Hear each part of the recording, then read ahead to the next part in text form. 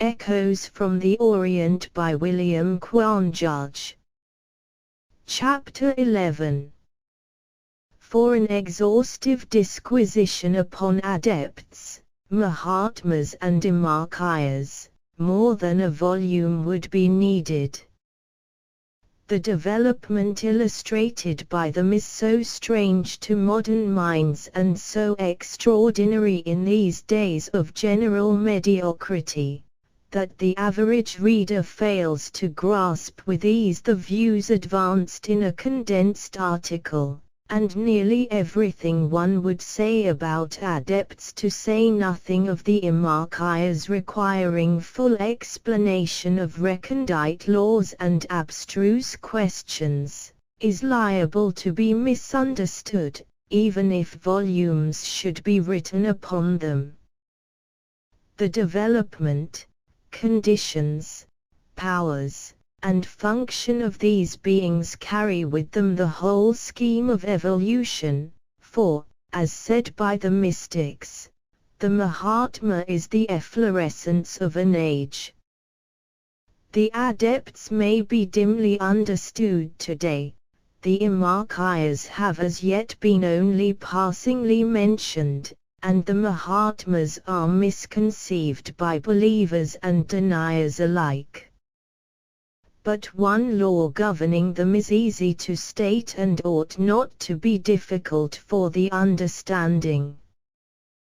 They do not, will not, and must not interfere with karma, that is, however apparently deserving of help an individual may be, they will not extend it in the manner desired if his karma does not permit it, and they would not step into the field of human thought for the purpose of bewildering humanity by an exercise of power which on all sides would be looked upon as miraculous.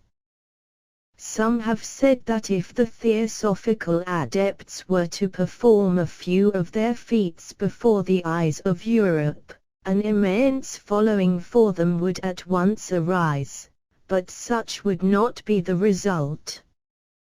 Instead of it there would be dogmatism and idolatry worse than have ever been, with a reaction of an injurious nature impossible to counteract. Hypnotism, though by another name, has long been known to them. The hypnotic condition has often aided the schemes of priests and churches. To compel recognition of true doctrine is not the way of these sages, for compulsion is hypnotism. To feed a multitude with only 5 loaves would be easy for them, but as they never act upon sentiment but continually under the great cosmic laws, they do not advance with present material aid for the poor in their hands. But, by using their natural powers, they every day influence the world, not only among the rich and poor of Europe and America, but in every other land, so that what does come about in our lives is better than it would have been had they not had part therein.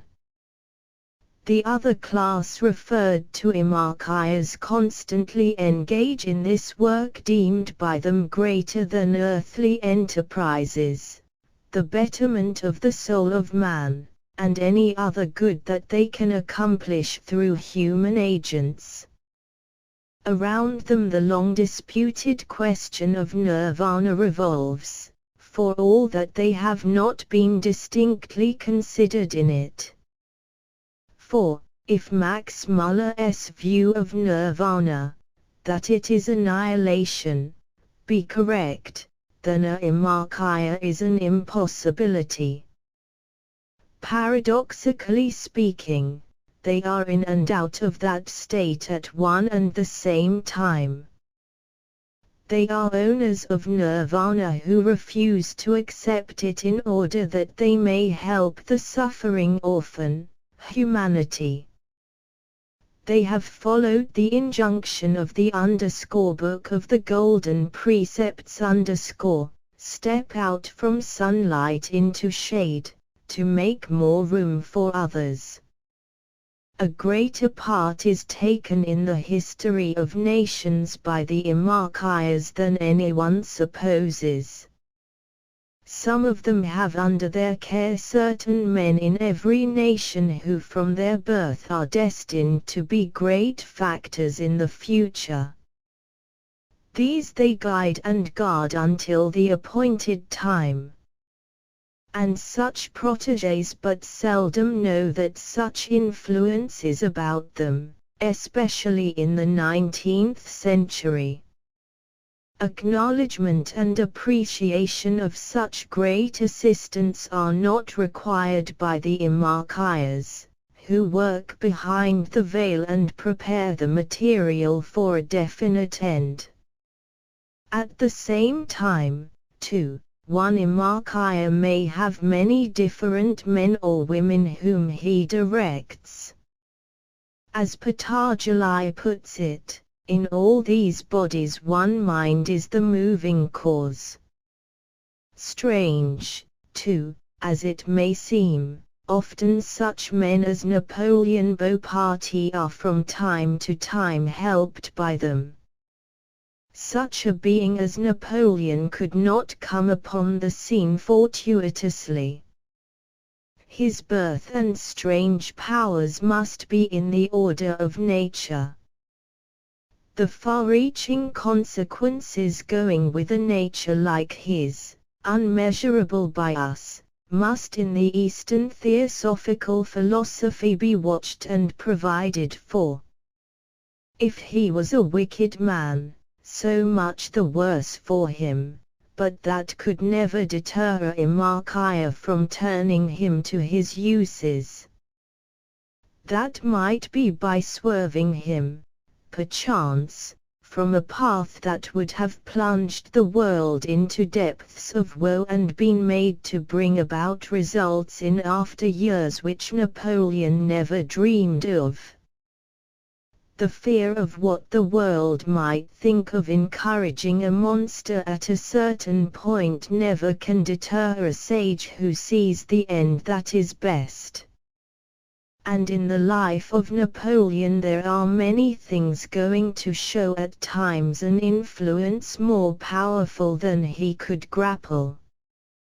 His foolhardy march to Moscow was perhaps engineered by these silent campaigners, and also his sudden and disastrous retreat. What he could have done had he remained in France, no present historian is competent to say.